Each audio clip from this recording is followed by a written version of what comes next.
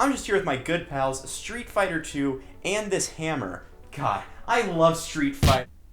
Well, that is a weird way to break something.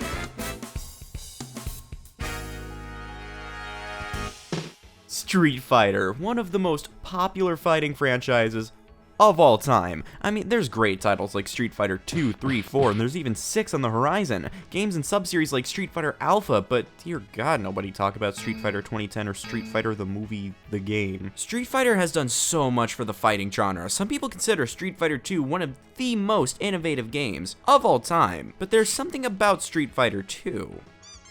Two eyes? I think about Street Fighter 2 every day. It doesn't help that there's a poster of it above the computer I spend most of my time at, but rarely does the thought of, oh shit, it's the second game cross my mind. I mean, is there any game that says it's number 2 but isn't? Okay, sure, Power Punch, but okay, sure, Anubis 2. Street Fighter is a 1987 arcade game that just so happened to be the first ever video game with the words Street and Fighter together in a video game title. The idea came from Takashi Nishiyama, who wanted to make a game based on boss battles. His previous game, Kung Fu Master, was the basis for ideas which had boss battles of its own. He wanted to make a game that combined different fighting styles too. A lot of other fighting games at the time were just boxing games. Yeah, that's cool, but imagine the fighting genre just never evolved past George Foreman's KO boxing. I mean, damn, I love a good George Foreman grill, but I would never trust the game industry if every other game was George Foreman. When the idea was brought up to Hiroshi Matsumoto, he was stoked. This guy loved martial arts, so he became the main planner for the game. And the end result was Street Fighter 1. People don't like this game that much. It's a broken mess that you'd really only want to play because it's the first Street Fighter and nothing more. I'm not playing on any console version because there's barely any console versions of this game out there. Even though Street Fighter 2 got enough console ports to the point where I'm learning about a new one every time I blink, Street Fighter 1 got a single console port on the TurboGrafx 16. And it isn't even called Street Fighter, it's called Fighting Street. It is not on Google Maps, that's for sure. It's like they took Street Fighter, swapped the words around, then an epiphany struck. Fighting Street does have a superior soundtrack. That's it. There was a canceled NES version planned, but I mean, how the fuck would that work? We're playing the arcade original. Gee, he just spent thousands of dollars on an arcade machine just for our entertainment. No, I spent like $2 on Capcom Arcade Second Stadium for the Nintendo Switch, which is basically an emulated version of the game. Now, when Street Fighter was released, the controls consisted of a joystick and 2 pressure pads, one for punches and one for kicks. How heavy your attack was corresponded with how hard you hit the button. Elias! One might scream at man and screen. How do the pressure controls feel? I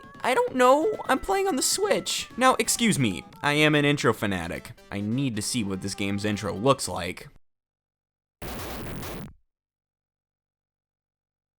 Was this the meaning of life all along?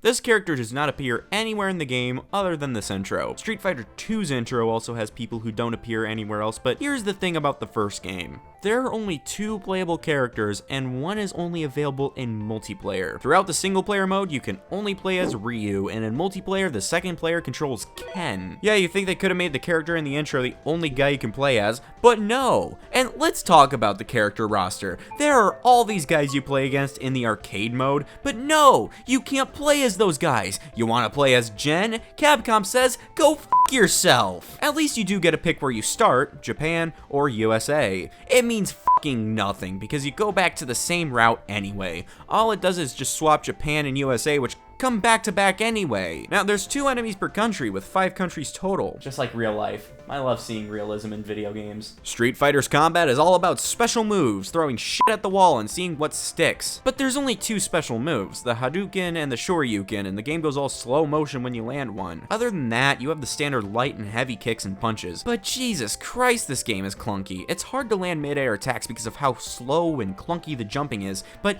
every other enemy can land like 8 mid-airs at a time. But here's the foolproof 2-step plan to defeat anyone in Street Fighter. Step 1, Hadouken. Step 2, Hadouken again.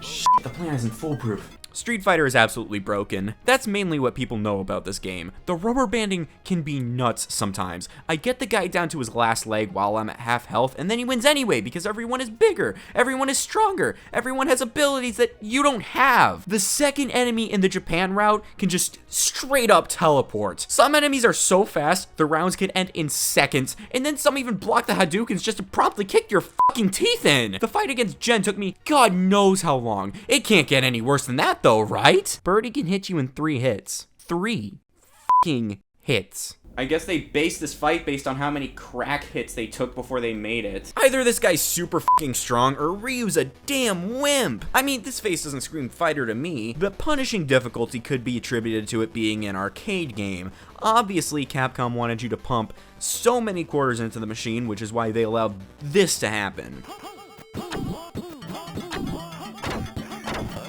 And you know what's funny? When you lose, every enemy says the exact same thing, and it plays the exact same unintelligible voice clip.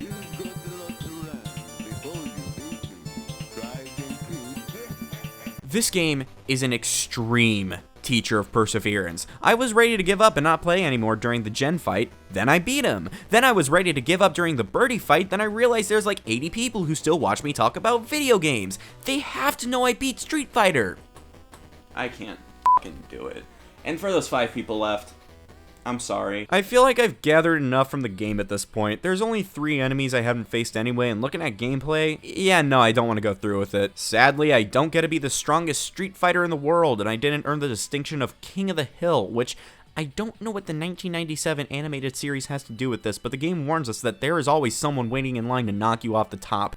I feel so bad for any paranoid schizophrenic who played this game. Well, thank God I quit because I didn't have to experience any more of the reason I've been crying in the shower these past few days. I think my controller would have broke if I played it more. My Switch Pro controller is in suspiciously good shape considering I've had it for 6 years. Yeah, I sure wonder why Capcom had to make a new version of the Street Fighter arcade cab with 6 buttons instead of a pressure pad. Well, it's actually because people were damaging the cabinet. I know, it's called sarcasm. But yeah, not only was the cabinet being damaged, but people were getting tired over how exhausting it was, and it was just straight up injuring people. Translation issues? This game doesn't need to worry about that. There's only 2 lines of text in the whole game. One when you beat the guy, and the other when you get beat by the guy.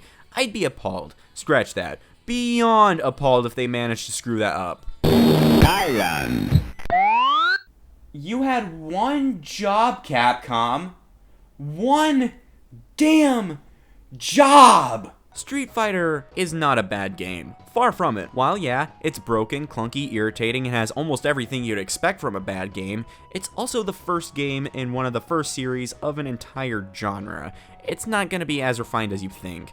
It's poorly aged, which can be a bad part about a game, but it doesn't mean it's a bad game. Doom 2 is a game that is heralded as one of the best first-person shooters ever, and when I play the last chunk of the game, it's poorly aged. Doesn't mean it's bad though. Street Fighter was revolutionary, and the game walks so the sequel can run, which Street Fighter 2 fixes most of the issues that the first game had and still holds up pretty well today. Plus, this was the start of Capcom being really good at making fighting games that didn't release in the year 2016. Actually, most of the issues with the game are just issues with development. They had plans to have more than 2 playable characters, but there were issues with budget and scheduling that put an end to those plans. Plus, according to Masumoto, the main programmer for the game just didn't know how to make video games. Yeah, that was me. My fault. I'm the reason why Street Fighter 1 turned out to be so pretty bad. But Street Fighter is just a drop in the bucket for the whole series, only to be followed by Street Fighter 2.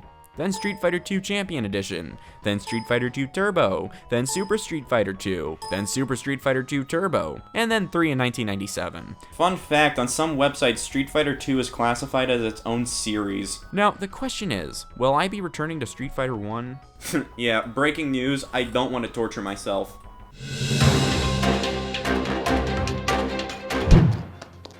Good evening, everyone. We have just received breaking news that local torture protester Elias Mark Kink has just announced his stance on torture.